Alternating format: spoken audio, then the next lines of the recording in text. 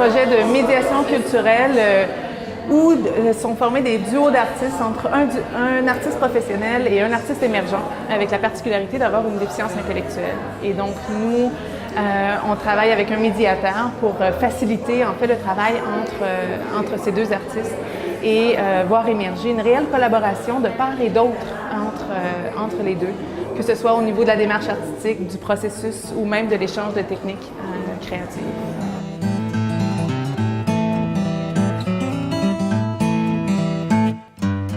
Un retour sur le projet.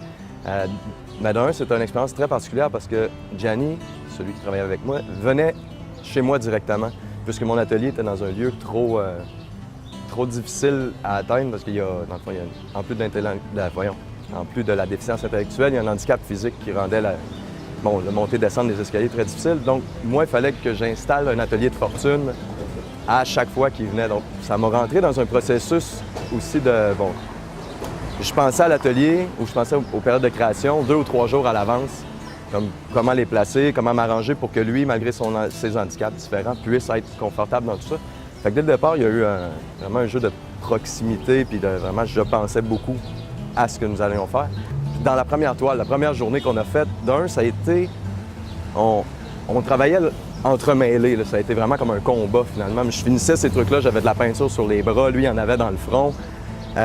Donc, il n'y a pas eu le professeur ou artiste professionnel et apprenti ou quelque chose. Puis c'est ça, la première fois qu'il m'a démontré ça avec force, c'est qu'il y a une des toiles, on voit une espèce de X dedans. Puis ça, c'est moi qui avais mis du tape pour empêcher que la peinture aille là, finalement, faire une réserve.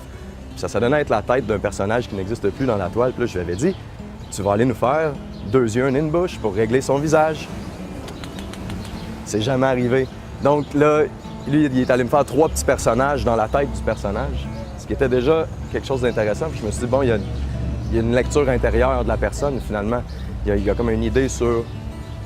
il y a quelque chose de philosophique à la limite, ou même, théologique, religieux, si on veut. Fait que là-dessus, ça a été comme, tu me diras pas quoi faire, je fais ce que je veux. Fait que ça a été vraiment parfait. Puis à partir de là, ça a été un grand plaisir. Là. Bon, dans mon cas, ce que j'ai trouvé super, c'est que ça a ramené l'idée du dessin dans mon projet. Je ne dessinais plus, ou à peu près pas, ou je le garde pour moi. Je fais de la peinture abstraite, basée sur le recyclage, de manière vraiment étrange. Je pousse la peinture à sa limite. Bien, ça avait enlevé complètement l'idée du dessin. Puis avec Gianni, lui, on a parti de tous les travaux avec des dessins, avec des portraits directement.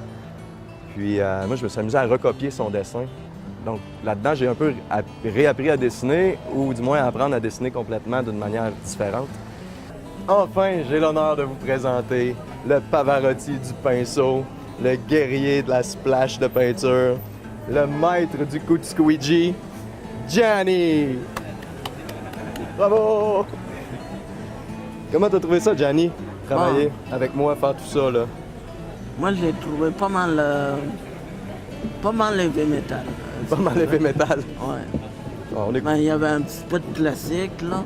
Ouais. Quand il y avait du classique, j'étais minutieux. C'est ça, c'était notre période bleue.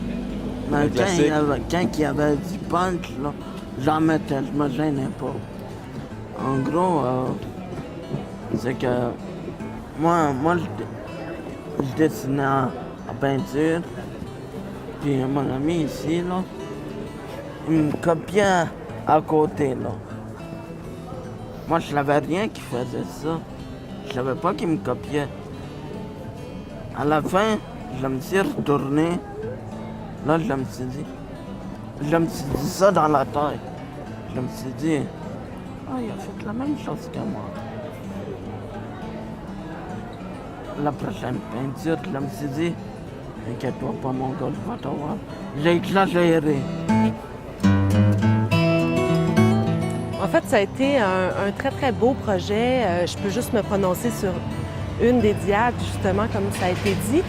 Mais il y a une réelle collaboration. C'est ça que je trouve extrêmement intéressant. Et Ex-Aequo, en collaboration avec d'autres, a trouvé le moyen de mettre les conditions. C'est souvent ça qui est difficile. Donc, c'est un projet qui s'étale sur plusieurs mois, donc dans la longueur. C'est un projet dans lequel les deux artistes qui se rencontrent ont le temps de se connaître et de développer une pratique qui est ensemble. Ça se fait de façon assez isolée, quoiqu'il y a ouverture à des observateurs comme moi.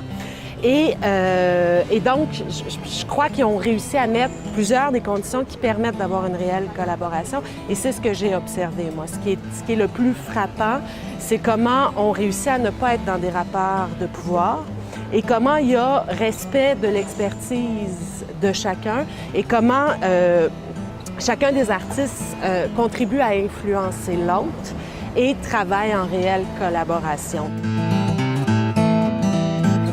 Est-ce que tu aimerais ça continuer l'année prochaine?